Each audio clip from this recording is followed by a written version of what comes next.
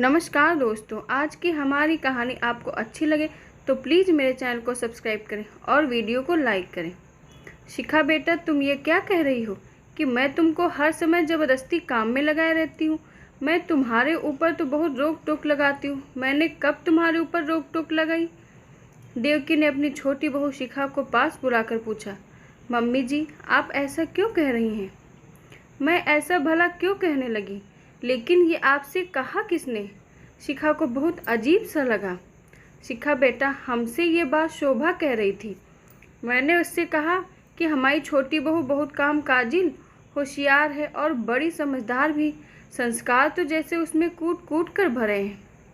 तभी वो बोली कि आप उसकी इतनी प्रशंसा कर रही हैं और वो तो आपके बारे में ऐसा गलत सलत बोल रही थी।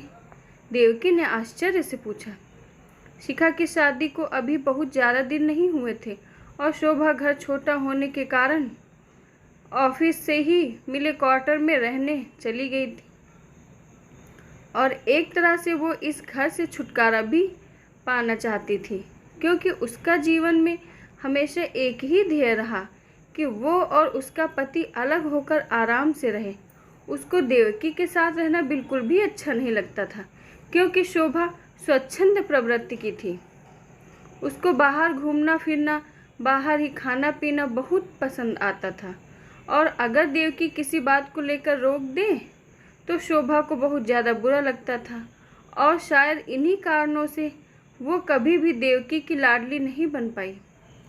लेकिन जब से शिखा ब्याह कर आई तो शिखा बहुत ही शील स्वभाव वाली, इसीलिए वो देवकी की बहुत दुलारी बन गई और ये बात शोभा को बहुत ज़्यादा खटक गई। और आज जब वो घर आई तो उसको देवकी को शिखा का लाड दुलार करना बहुत ही अच्छा नहीं लगा और उसने खूब अच्छी तरह झूठ बोलकर देवकी के कान भर दिए। लेकिन देवकी को शोभा की बातों पर विश्वास नहीं हुआ, क्योंकि वो भी इसी प्रकार शोभा के झूठ की शिकार हो चुकी थी। लेकिन मम्मी जी, मैं ऐसा क्यों कहने लगी भला? बल्कि वो ही मुझसे ये कह रही थी कि मम्मी जी का वश चले तो वो हम लोगों को नौकरानी ही बना डालें।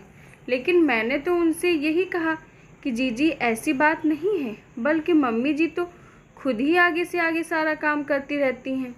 मैं उनको बहुत ज़बरदस्ती हाथ पकड़ कर बिठाती हूँ, तब भी वो नहीं मानती, बल्कि यही कहती हैं कि बेटा बूढ़ी हड्डियों को काम करते रहने दो, नहीं तो अगर हम बैठ जाएंगे तो ये हड्डियां भी जवाब देने लगेंगी। और बाहर आने जाने के बारे में भी यही कहा कि मम्मी जी कहीं भी आने जाने पर भी रोक टोक नहीं लगाती हैं।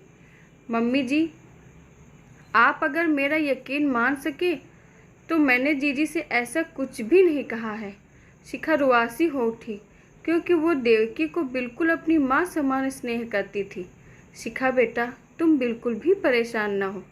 मुझको विश्वास था कि तुमने ऐसा कुछ नहीं कहा होगा।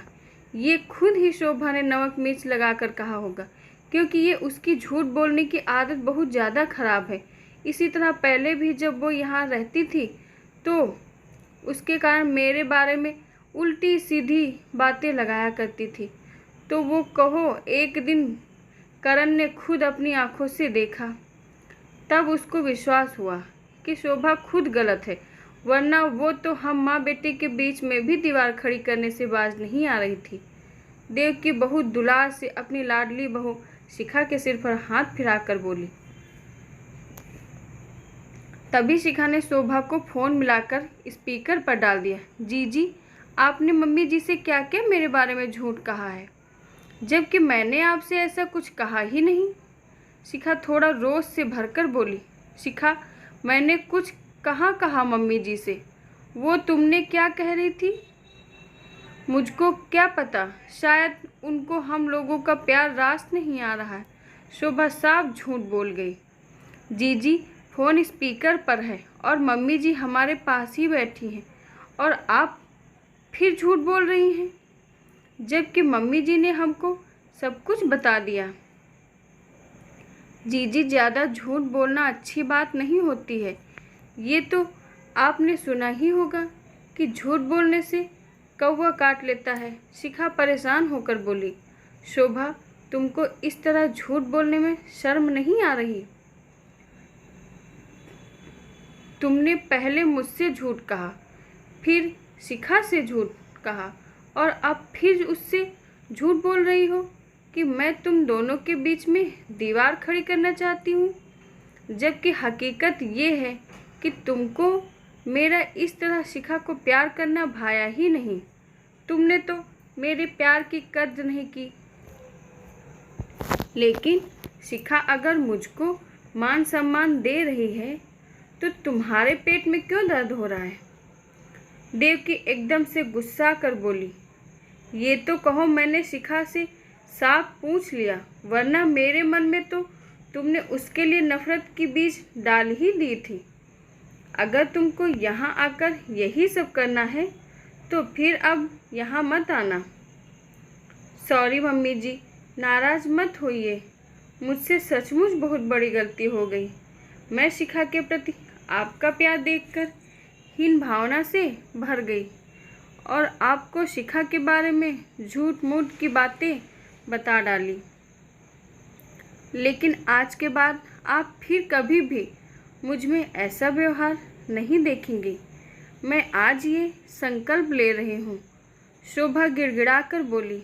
उसको लगा अब तो जो कुछ सास का प्यार उसको मिलता है वो भी नहीं मिलेगा, और उसने तुरंत ये संकल्प ले लिया। आशा करती हूँ आप सभी को हमारी कहानी पसंद आई होगी। धन्यवाद।